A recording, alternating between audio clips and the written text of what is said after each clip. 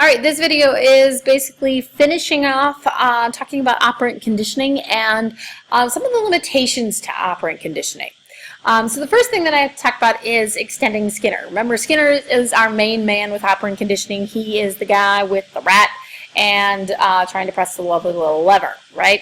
So here's the thing is that beyond Skinner, what we found is that when other psychologists have attempted to use operant conditioning, they found that there's some limitations. First limitation being is that you can only learn what is actually natural to that organism. You cannot go and operantly condition any organism to do anything. It has to be within their repertoire, and it's best if it comes naturally to them. So, for example, if you've ever been to the zoo, for example, and watched the dolphin show, okay, they use operant conditioning to be able to train the dolphins. So, one of the things, though, is that the dolphins naturally jump out of the water, right? That's something that they naturally do. So when they go and condition the dolphins, all they're doing is just training the dolphins when they want them to do it, and as well as they want them to jump through this lovely little hoop up here. So if you've ever watched the dolphin show, obviously what's the thing that happens directly after the dolphin does the trick that the trainer wants it to do? Gives them fish, right? That's our positive reinforcement. But it has to be natural to the organism. There also can be latent learning when it doesn't, the latent learning doesn't show up until there's an incentive to show it later.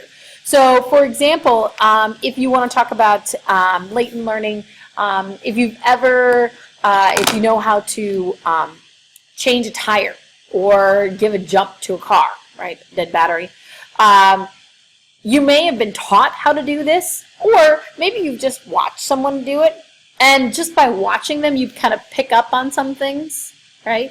And all of a sudden, it's not necessarily that you're not necessarily realizing how much you actually learned until you have to do it yourself, right? And there's an incentive to do it. So your car breaks down because you have a flat tire, or you come out after work and you try and start your car and it doesn't start, okay? All of a sudden, there's an incentive to actually show that, hey, I know how to change a flat tire, or I know how to jump my car, right? So there's some latent learning that will be involved. Another example that they found is that mice or rats in a maze, right? So they just let the mice kind of run around the maze by themselves, just working around. And then they put a cheese at the end of the maze. All of a sudden, the mice go run the maze a lot faster, and showing latent learning that, hey, they learned where the best way around the maze, because now they have an incentive to try and get that cheese, right? Some learning does occur due to insight, and so we'll talk about insight a little bit more when we talk about cognition. But this is just the general idea that, you get all of a sudden a ding, bright idea, why don't I do this, right? So some learning does occur from insight. Superstitious behavior can also be learned. Sometimes it's accidentally reinforced.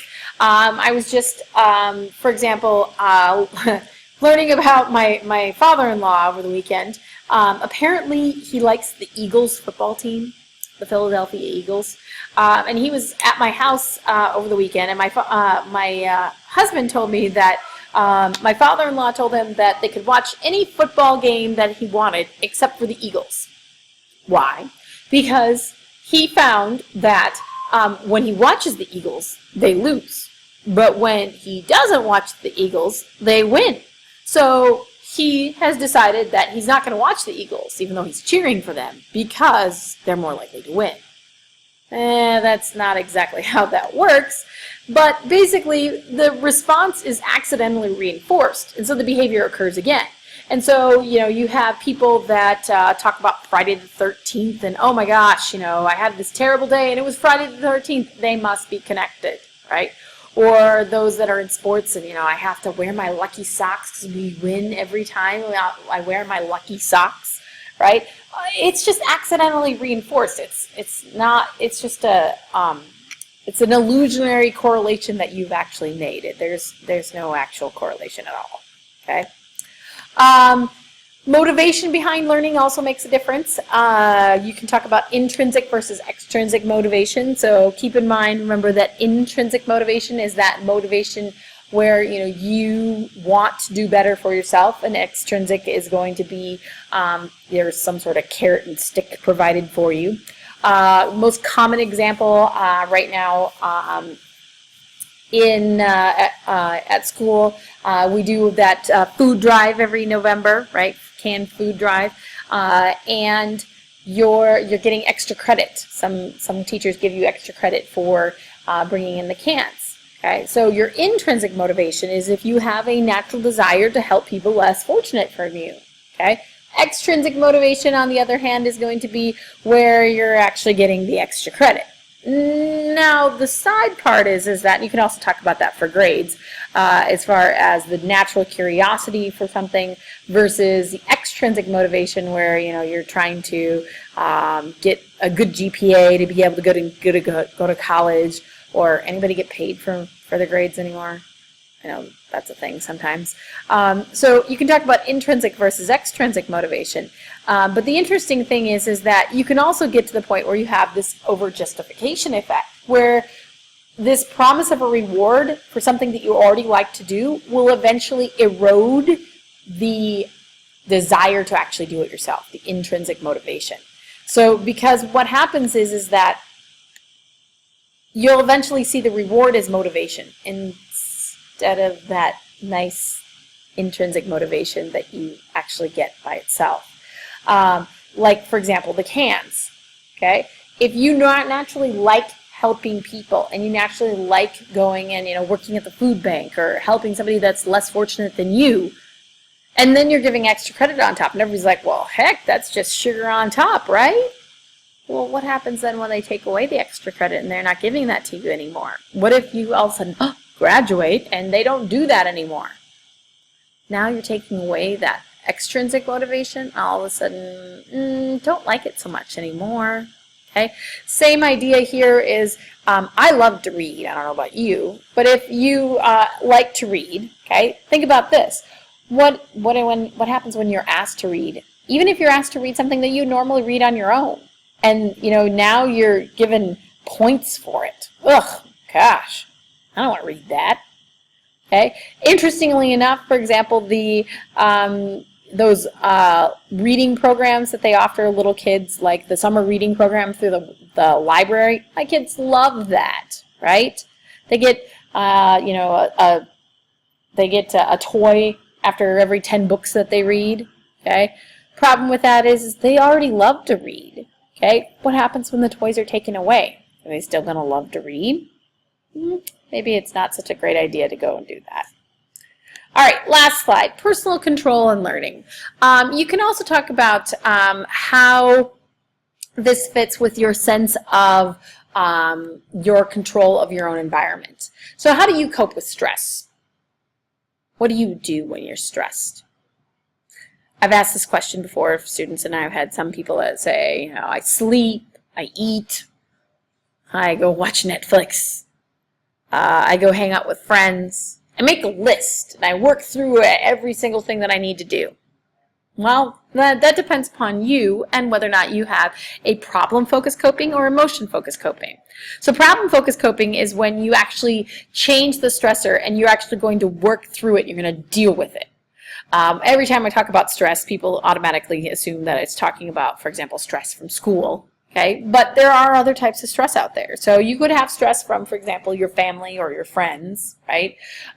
So problem-focused coping, for example, if you're talking about, let's use the example of school. You have a lot of stuff to do. You have finals coming up. You have test, project, and this and that, and blah blah blah blah. What do? Well, problem-focused coping would be, maybe you'd make a list and you'd, itemize things, and you would order things based on level of importance, and you would just gung-ho tackle that problem and get through it. Or if you're talking about, for example, a family issue or a friend issue, this person is just causing me stress. Okay. For example, my mom talks about her sister a lot, causing her stress. Right? Problem-focused coping, go talk to your sister. Go work through it. Hey, I think we were having issues. Now, obviously, you have to word things correctly, and yes, there is a correct way to fight so that, it's going to be productive. There is productive fighting, by the way. But you can also have emotion-focused coping. So emotion-focused coping is when you avoid the stressor and you just deal with your emotions instead. So this is the whole ostrich approach, as I like to call it. You're going to stick your head in the sand and ignore it and hope it goes away, right? You're not going to deal with, with the actual problem. For example, hey, I got a lot of stuff to do. I have all these tests and quizzes and projects coming up in school. What do? I am going to go and eat a bowl of ice cream, and I'm going to watch some Netflix. That deals with my emotions, but it doesn't necessarily deal with the stressor, right? Or, for example, when you have a problem with another person, what do? You go talk to somebody else, right? For example, I said that my mom is having problems with her sister, so what does my mom do? She talks to me. So that's emotion-focused coping. You're dealing, making it yourself feel better, but you're not dealing with the actual problem.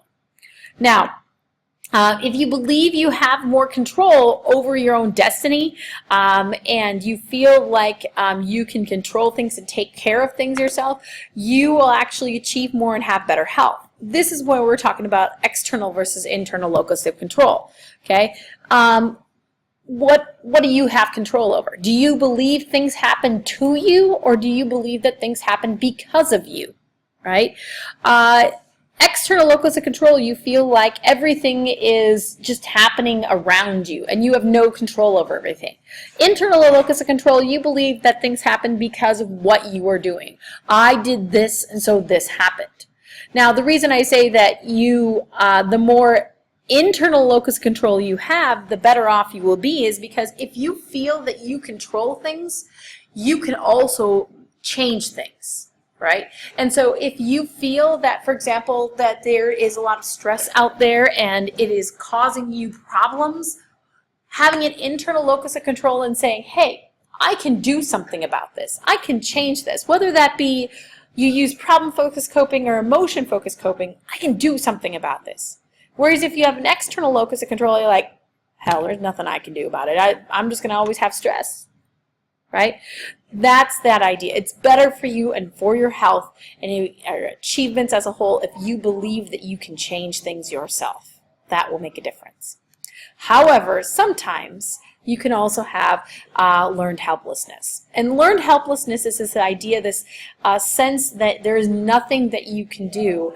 You're always going to end up in this way. And so what happens is that if you consistently see that what you do does not matter, okay, I give this example where if you're talking about, for example, somebody that struggles in school, and you may or may not have had this happen to you personally, but you may know somebody that has happened it to, where hey, this class, I've been working hard and I've studied, I've not studied, I've asked for help, I've not asked for help, and it doesn't seem to matter. I still am not doing well. You start to lose faith, right? You have this learned helplessness where you have learned that it doesn't matter what I do.